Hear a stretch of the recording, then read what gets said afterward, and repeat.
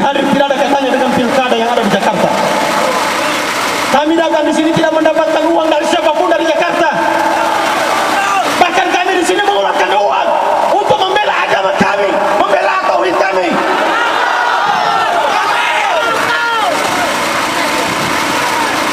Saudara-saudara sekalian, saat ini wibawa Majelis Ulama Indonesia dipertaruhkan. Dipertaruhkan. Siapa di belakang mereka kalau bukan kita? Allahu Akbar. Majelis Ulama Indonesia adalah merupakan representasi dari keterwakilan ulama umat Islam di Indonesia.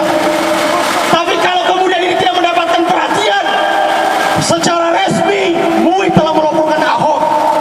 Sampai hari ini belum jelas seperti apa juntrungnya. Kami tidak punya kepentingan apa-apa kecuali mereka yang melanggar hukum, tegakkan hukum. Jelas pasalnya penistaan agama. Saya bukan ahli hukum, tapi tahu bahwa siapa saja yang menistakan agama patut untuk ditegakkan hukum. Allahu Akbar. Saudara-saudara sekalian, ikhwah sekalian, Islam ini adalah al-Islamu ya'lu wa la yu'la alaih. Kita mesti perlihatkan kalau hari ini negeri kita masih dihuni mayoritas umat Islam, tapi sudah dibeginikan kita oleh umat lain. Saya khawatir ke depannya kalau kemudian Indonesia ini menjadi kacau balau ketika hukum tidak ditegakkan. Adinda aku tadi sudah mengatakan bahwa kami tidak punya hubungan dengan etnis. Islam ini tidak melihat suku bangsa. Islam ini tidak melihat warna kulit. Tapi Islam diikat oleh akidah, diikat oleh tauhid. Jangan biarkan kalau kemudian dari umat Islam ini ada secara individu yang mengambil tindakan main hakim sendiri. Kalau ini tidak segera diproses secara hukum, Bapak Polisi, sampaikan amanah ini. Sampaikan pesan kami dari Sulawesi Tengah bahwa kami umat Islam di Sulawesi Tengah juga ikut menuntut bagaimana Ahok segera diproses hukum. Allahu Akbar. Jangan nilai hukum di Indonesia ini dicederai karena dia mungkin ada kekuasaan hari ini, dia berlindung di balik kekuasaan hari ini. Tapi bagi kami tidak akan pernah, perjuangan ini tidak akan pernah kalau umat Islam tersakiti, apalagi kitab sucinya diinjak-injak. Maka kami akan siap mengorbankan harta dan jiwa kami, insyaallah. Aparat penegak hukum seharusnya melihat kenyataan ini. Jangan dianggap ini yang lalu. Muslim Indonesia sudah cukup dewasa, tapi jangan ada proses pembiaran. Jangan ada proses pembiaran. Jangan anggap kami ini adalah baik-baik saja kalau seperti ini. Tapi kalau proses pembiaran ini berlangsung terus-menerus, saya khawatir kalau ada di Indonesia ini lahir pemuda seperti Muhammad Mumtaz. Allahu Akbar. Saya tidak memprovokasi para pemuda.